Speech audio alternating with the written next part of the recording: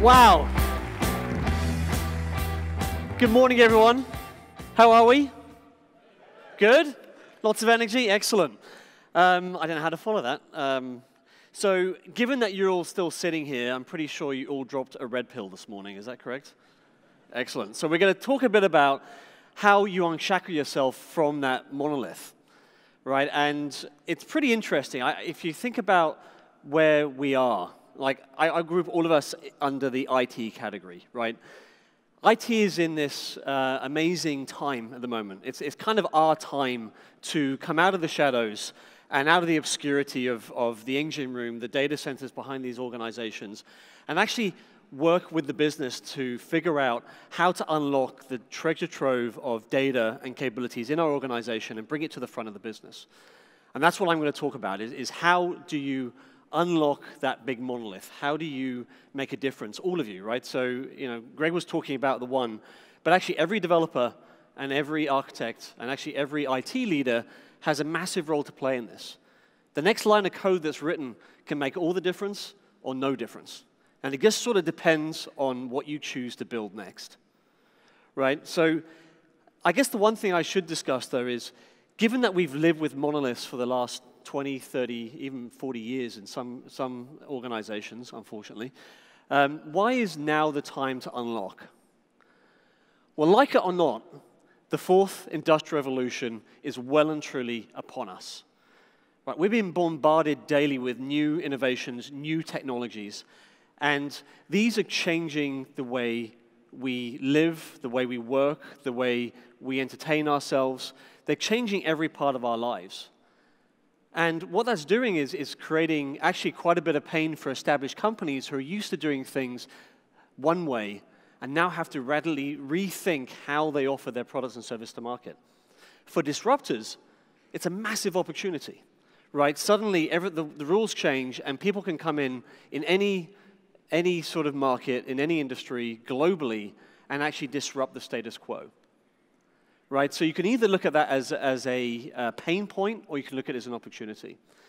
But what's interesting, because I think most of us in this room are sort of in IT or related to IT, IT is often thought of as the technical arm of an organization. But this isn't about technology. The fourth industrial revolution brings a lot of innovation to the forefront and changes our perception, but it's actually about us, the people, the consumers. Because we're bombarded with these new technology advancements, because we can do everything through our phones, because our homes start to become connected, we come to expect a lot more from the companies that we work with, right? So we have a very different expectation of what we want out of our suppliers, if you like. And the disruptors are redefining what's possible over and over again, and that's evolving the consumer experience. And what that means is the world around us is demanding innovation. And frankly, the world changed on us, right? The competitive landscape changed, the type of solutions people are looking for changed, the consumer changed, the competitive landscape changed, and the only people left to change are the organizations that are still doing things the old way, right? And that's critical. The time is now to make these changes. And think about the way companies actually do innovation, right? Because companies move slower on the inside than how fast the world is moving on the outside, what's been happening is companies bring in new technologies at the edge of the business and try and plug it in to the organization. But they don't do it thinking about how they're going to connect that new innovation to the back-end systems, where all the richness of the data and assets that have been built up over decades reside. Right? So think about a mobile app. Right? We saw this a lot about 3, 4, 5 years ago. When companies, especially enterprises, start moving to mobile, they did this thing called the mobile freight train, which is the CIO said, even the CEO said, we've got to get a mobile app. Like our competition has one, we've got to go and build one. So what would happen is a front-end team would go and procure a mobile application capability. Maybe it's a platform, maybe it's a set of services, and they'd build this mobile app, and they'd do it in 5 months. And everyone would rejoice and say, wow, we just built this application in 5 months. But because the connections to the back-end systems were custom-built purely for the initial requirements of the application, building a new feature into the app could take another 5 months. It could take even longer. And it was because there was no planning or no foresight to thinking about how do I connect new innovation into the stuff that I already have. And we've been doing this for decades. And what you actually get is this big ball of mud right in the middle of every enterprise. And this ball of mud is just layers and layers, decades of technologies, layers of architectures layered over that. Lots of point-to-point connections, Band-Aids, plenty of cowboy programming. I've been guilty of that myself, by the way. But you do it because you've got to move fast, and you don't have the resources, and you don't actually have a plan to think about how do I introduce new technology in my organization? Because 5 years ago, there wasn't, or even 10 years ago, there wasn't the same rate of change externally that there is today. And the reason we call it the fourth industrial revolution, the reason why that's important to you is that rate of change isn't going to slow. So you get to the point where even though it's been easier to add to this ball of mud versus start to break it apart, you're at a point in time now where you have to break it apart. Right? There's no other way to compete. This is sort of enterprise Darwinism. The companies that figure out how to do this, and that's really in the hands of the people in this room today, the companies that figure out how to unlock their core, how to unlock the gold mine of data and capabilities that are sort of wrapped up in that big ball of mud, those are the ones that are going to progress forward. They're going to compete much better in the new market dynamics and have a better shot at winning, right? So, unless you've been living under a rock or a big ball of mud, which some of you probably have actually, you would have heard of APIs, so application programming interfaces. This is not a new concept. They've been around for a couple of decades, and what's changed in the last 10 years is the emergence of the modern API and the emergence of modern API platforms like Anypoint, right? These platforms and these APIs are good at doing three things. They define an easy-to-use contract between a provider of a service or provider of data to consumers. It's just a very simple contract that developers can understand pretty quickly and start plugging into their services. APIs, importantly, also are very good at mandating tight security and governance rules around access to that API, both security and also just rate limiting and blocking and tackling who's actually allowed access to these things. APIs are actually very good at doing that. That's a fairly new concept in the API landscape. And then finally, providing discovery portals so that developers can learn, discover, even try, and then get access to the API without having to talk to someone has been a game changer. And if you have any doubt how well this drives innovation and how well it can break up very complex systems, just look at the web. Right, the web is a fascinating, complex system. And I'm super happy to have Tim Berners-Lee talk about the evolutionary of the web and the sort of mapping of what we can learn from the web to this idea of APIs, and I'm going to get to it, but application networks. What we can learn from the web is by packaging up well-defined units of value. These building blocks are the fuel, the catalyst for innovation. Like, think about all the apps on your phone. Right, each one of those apps are interesting, but actually, behind every one of those apps, there's at least 15 to 20 public APIs being used to make the app happen. And it works because developers can go and find those APIs. They can pull in Google Maps. They can pull in facial recognition. They can drop a bunch of data sets into a BigQuery table in Google and start training AI engines to recognize certain patterns that they're interested in. All this stuff can be pulled together very, very quickly, and it's purely just because the API provides a way to understand what it provides and then a way to discover and use that API. However, APIs on their own aren't enough. Right, have you heard the joke about the two APIs that walk into a bar? They just stare at each other, the end. APIs actually don't do anything unless they connect in some way, right? So we rely on developers, or we rely on tools to discover and use these APIs. What you actually need is a fabric that brings them together and organizes APIs. They bring some organizational principles into how you discover, use, secure, manage, and monitor an estate of APIs. So what you need is application networks. So application networks are that capability that we believe is going to transform the way IT and the business work together. Right? It's a fairly simple concept. You get to publish reusable assets, mostly APIs, but also things like templates, sometimes connectors, sometimes apps. So we don't talk much about apps in the integration space, but in reality what we're seeing is these sort of micro apps that sit on top of APIs that package up functionality in other ways. So this layer is a way to publish and understand what's available in the organization, and it's also a way for other parts of the organization to discover, try out, and use these assets. And that's the critical piece of APIs and application networks. It's not actually about building the API. The API on its own is interesting, but it's not actually valuable until people start using it, and they start plugging it into their reporting apps, or they plug it into their applications or their new products and services, right? And the application network is there to add additional value that you don't get from just APIs alone. So first of all, it becomes a source of truth for all APIs that run inside your organization. So it provides visibility to understand how all the APIs and the applications actually talk to each other. Because there's contracts between each one, we can actually create a graph of your enterprise and how your applications talk to each other. Which means we can do interesting things like dependency analysis. So if I want to change a back-end system, I can start to understand who are the other consumers and what other APIs are going to break if I make this change in a back-end system. Enterprises have not had that kind of visibility before, and I think it's going to be an absolute game changer, and it's going to greatly accelerate this capability.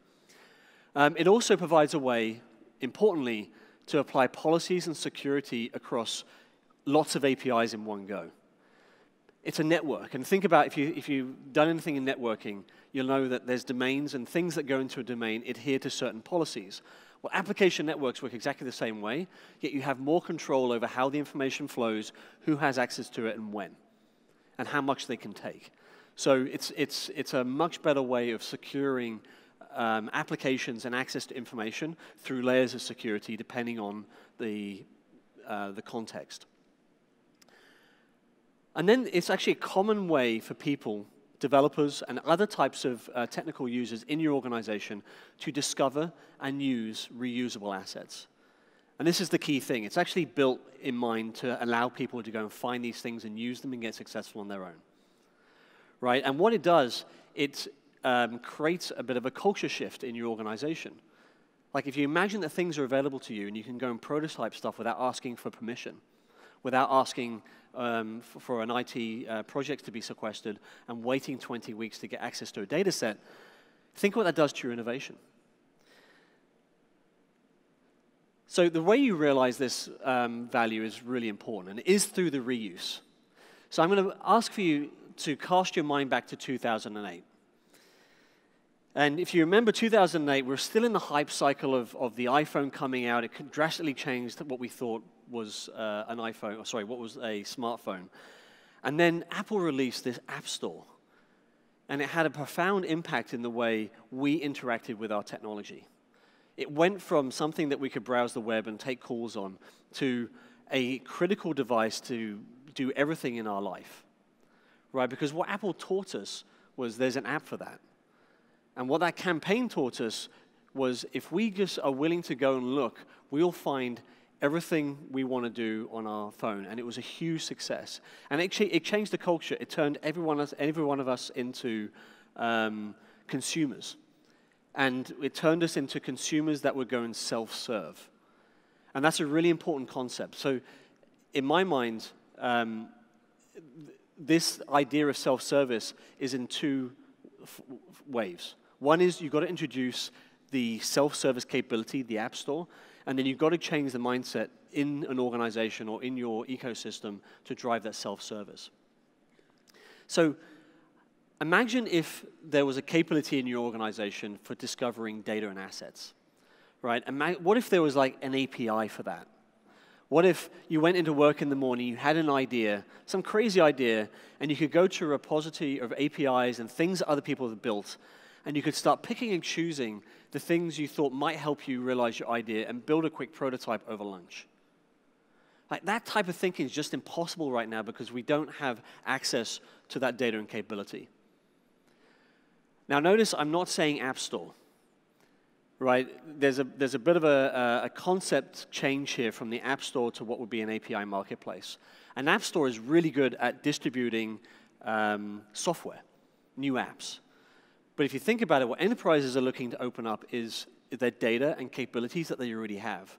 And APIs are a really good way of packaging that data and assets into building blocks.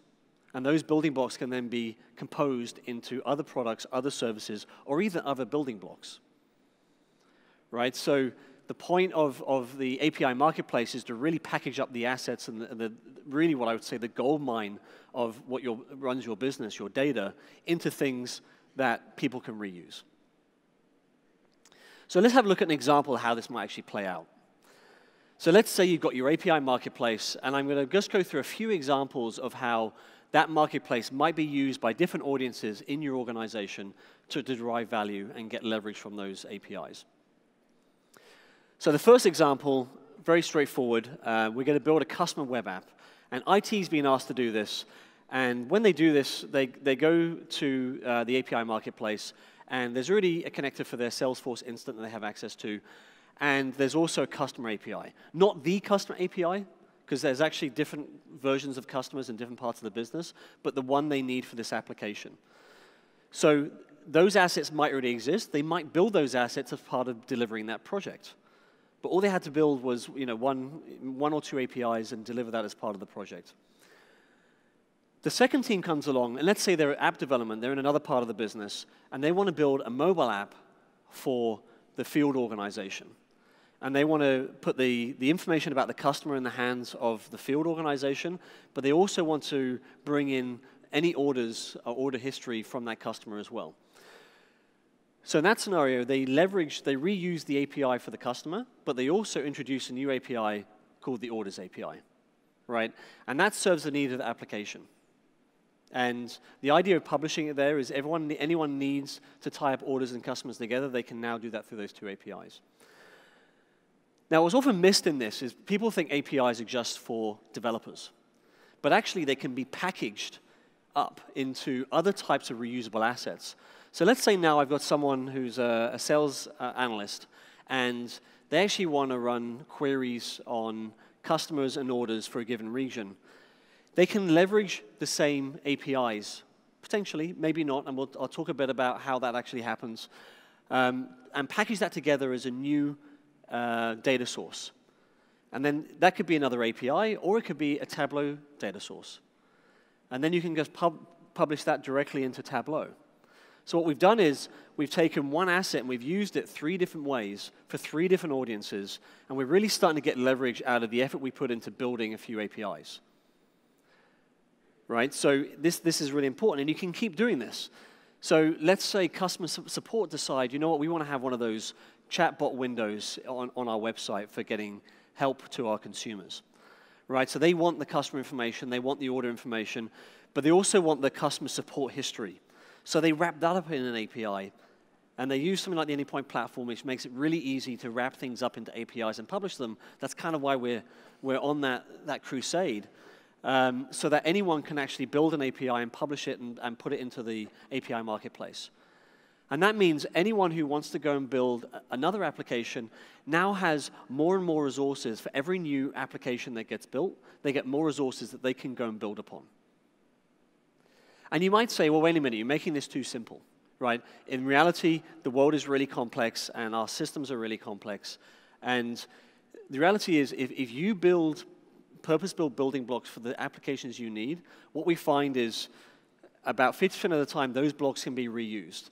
For the other 50% of the time, you can actually use those blocks to create specialist services around them that fit other needs as well. But the point is you've started this reuse process. You started to change the culture of your organization. And this really is a culture shift. And it actually, to me, represents a new IT operating model. And for me, an operating model is IT starts doing things differently, and they start to work differently with their consumers. And actually, the consumers actually also have to start behaving differently as well, right? So The whole concept here is by offering reusable assets and making them available, making them easier to consume is one step of the process. The other step of the process is to drive consumption, is to work with the business to help them understand what they have available to them and have support functions that actually go out every day and think about how do I make sure that our developers across our organization know that these things exist and can get successful using them. Right, and that starts to change that culture. Right, that starts to get people to think, wait a minute, before I file another support ticket or another project with IT, I'm going to go and see what I can do on my own. And this is good for IT because IT gets to actually govern how people use assets. Right now, the way it happens is through shadow IT. We buy more stuff and then try and plug it in. Or we go and make friends with a DBA somewhere, and we get like a chunk of data put into another database somewhere else in the organization that has to be synced. And we do that 1,000 times over a given 3 or 4 year period, and you've suddenly got that big ball of mud that everyone can't look into, can't break apart, and makes it super hard to connect anything else into the enterprise. So one company that's going on this journey that I'd like to bring onto the stage is Amtrak. Amtrak, a few years ago, defined a radically different consumer experience for travelers on their rail network. And they're a couple of years into it and made some massive strides. But what's interesting about Amtrak is they started with the customer experience first. And they worked backwards to figure out what do we need to do to architect that experience the right way. And they realized that evolving the core was critical. Breaking apart that ball of mud was the only way they're really going to really offer the experiences they wanted to. So tell us more about their journey. I want to invite the CTO of Amtrak, Sovan Shatpathy, to stage.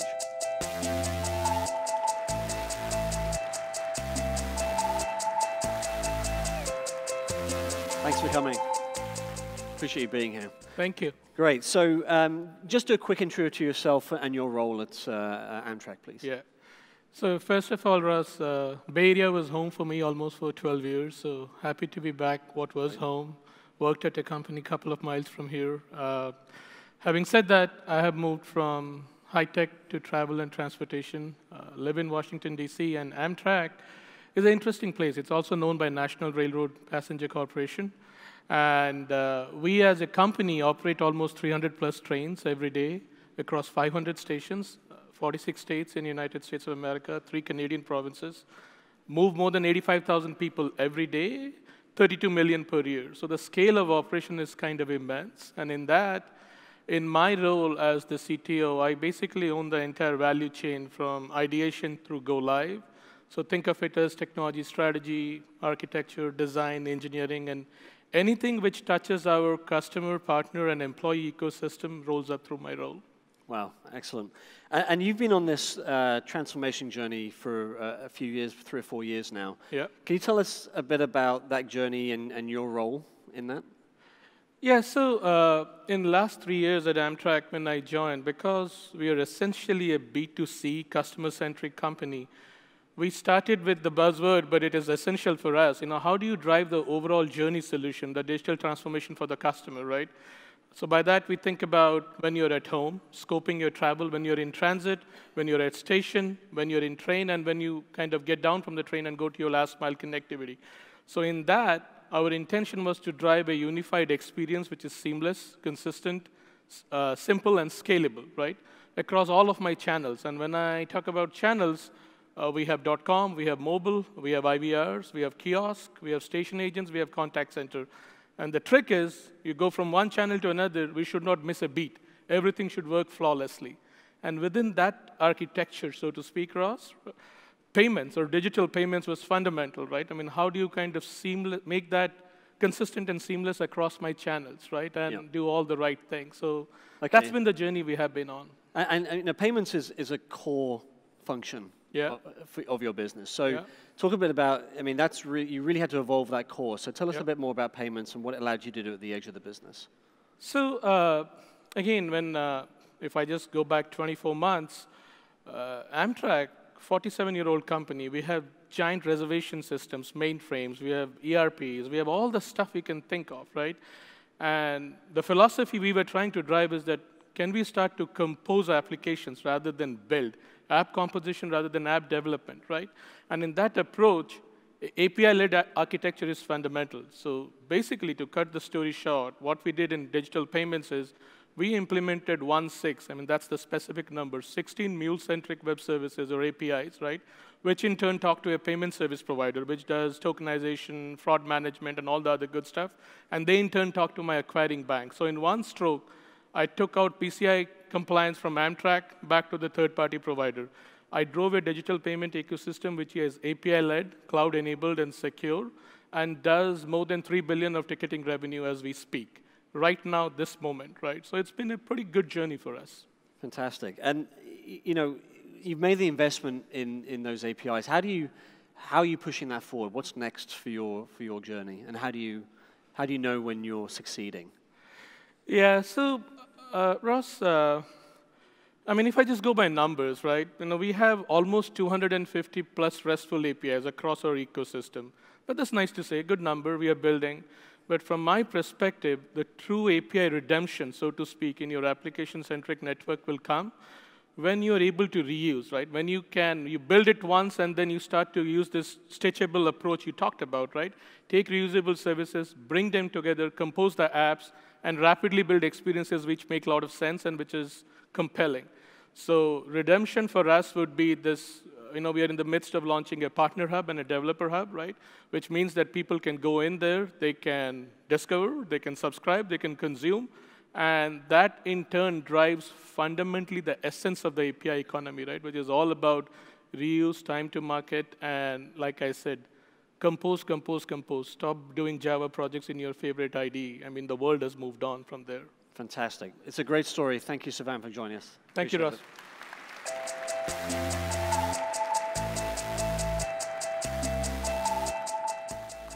So you heard it, compose, compose, compose, right? Composing building blocks is much more repeatable, much more reliable. You get expected results. It's the way software is built today outside of enterprises. It's the way software in enterprises is going to be built as well, right? But it's up to you and what you build next. The next line of code matters. So how far do these application networks go? Well, they're not just good at opening up your data and capabilities within the organization. Application networks can be also used to create secure environments for opening up APIs to your ecosystems. Now, this concept isn't, again, new. We've had B2B for a long time, but this idea that I can open up certain capabilities in my business and invite other ecosystems to come in and build applications and services on top of my core infrastructure is really powerful. One industry that's going through this change at the moment is actually financial services. And again, you know, you would have seen an explosion of fintech solutions on the market, everything from payments to new types of accounts to new type of banking models, all done through mobile devices. Everything from current account for low-income earners all the way through to getting mortgage approvals within 30 seconds through a mobile app. Like, it's pretty incredible how much innovation is happening in the financial services sector at the moment. And for the established companies, this can be seen as a threat, or it can be seen as an opportunity. And I want to invite to the stage another customer speaker from HSBC who definitely see this as an opportunity. And they're actually innovating from the core outwards to enable ecosystems to leverage their products and services in the value chains of innovations that happen outside of the four walls of HSBC. So I'd like to welcome to the stage the CIO for Global Shared Services, Clive Whincup.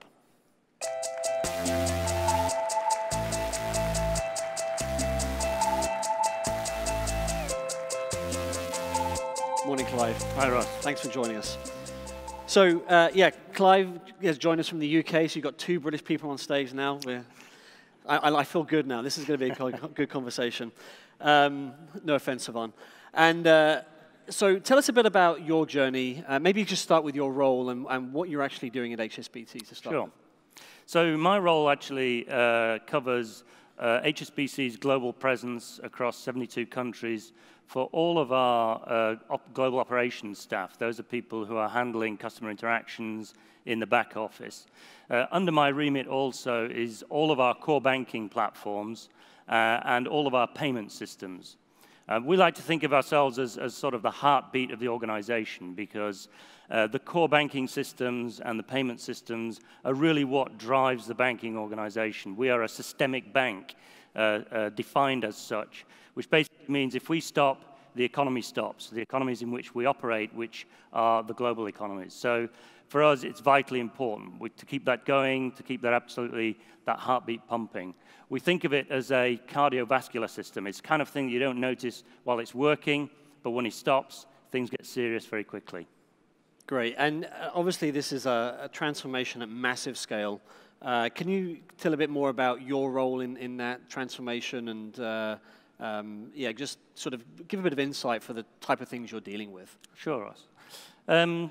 So we've been transforming for about 3.5, 4 years now. We set out on a journey that period back to really challenge the way that we've been thinking about delivering our products and services, to think about how we're actually connecting together the ecosystems within the organization.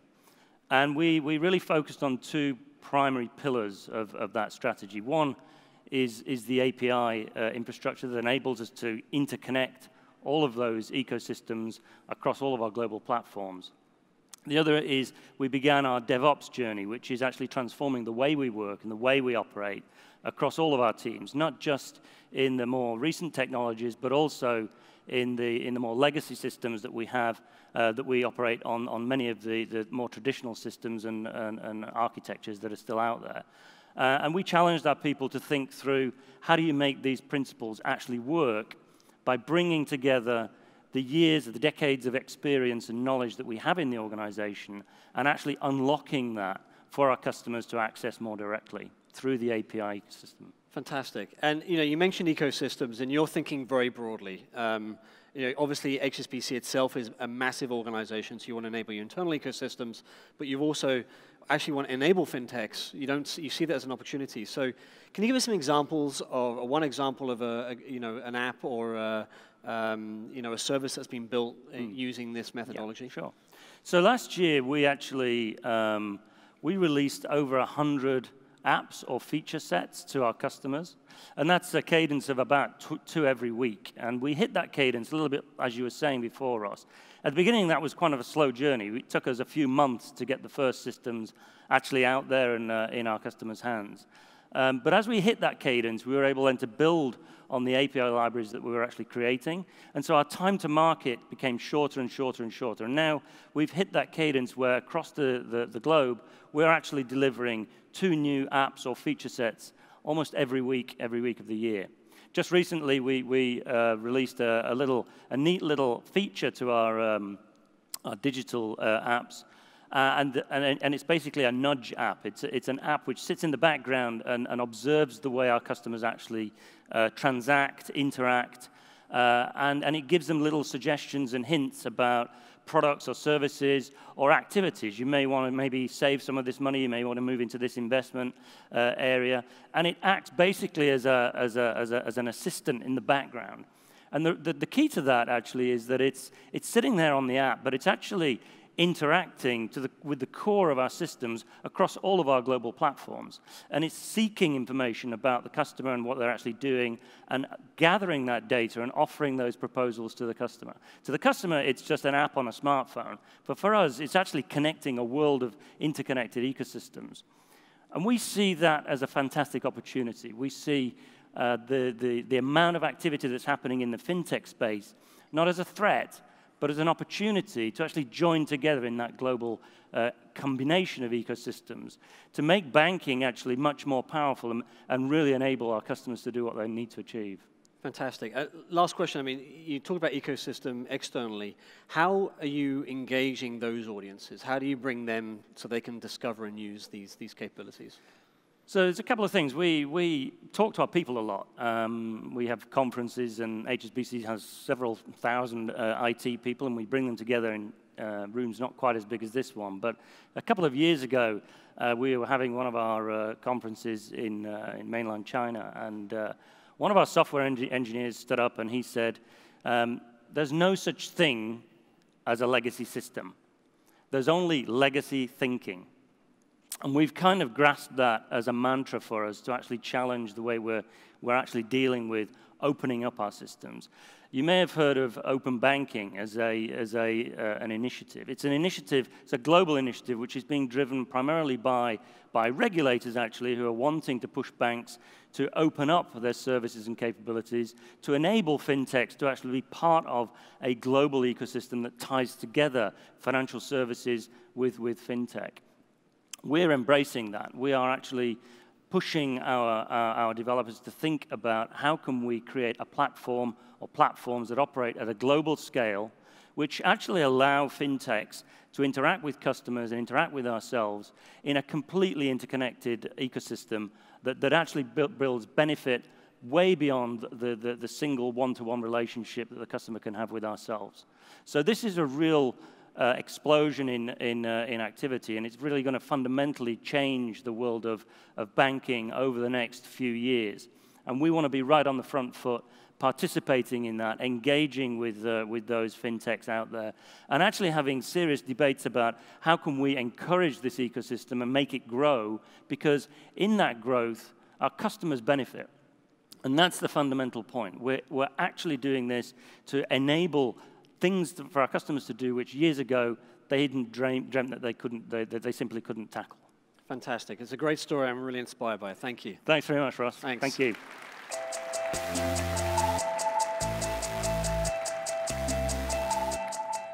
So for me, I mean, it's a great story, but I think it's pretty clear. The innovation agenda for all companies is not just to innovate within the four walls, but actually start thinking about how do you get your ecosystems to innovate with you as well.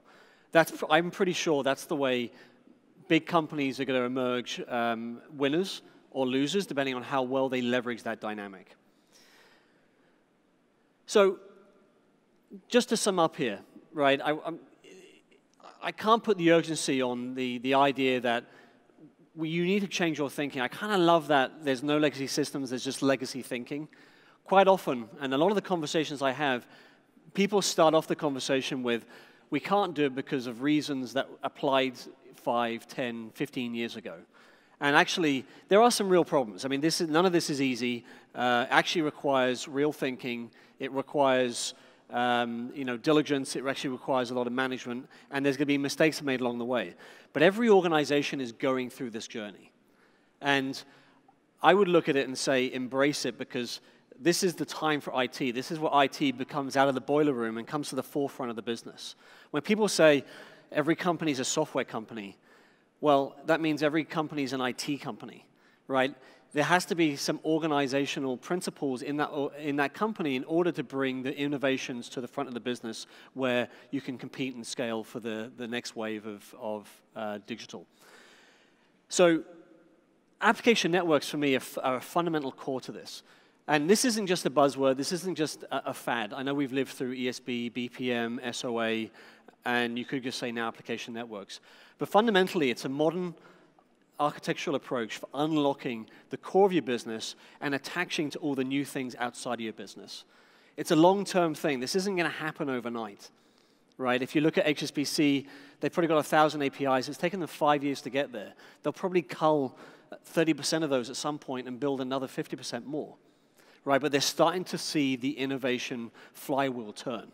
They're starting to see delivery times go down or drastically down. They're starting to be able to allow other companies outside of HSBC to innovate on their services. That's hugely powerful. And I do think that this concept, whether you call it an application network or something else, this capability in the middle of the organization that allows the business and IT to better leverage the capabilities and data that's already sitting in the organization, but right now just wrapped up in that ball of mud, is critical. So my ask for you for the next 2 days is, don't look at this as a buzzword or just a new fad. Actually break it apart and build your own mental image of what it might be like to have these APIs, this type of capability where you can discover things in your organization, and map that to all the sessions that you go to for the next 2 days to really understand and decide, whether this is the right approach, and really push us on the thinking and logic around it too. Right, this is new for everyone. We're very open to it. And if you do that, I think you're going to get the most out of the 2 days. And I think you're going to go back to your offices and think quite differently about what it means to write that next line of code that makes a difference. So thank you.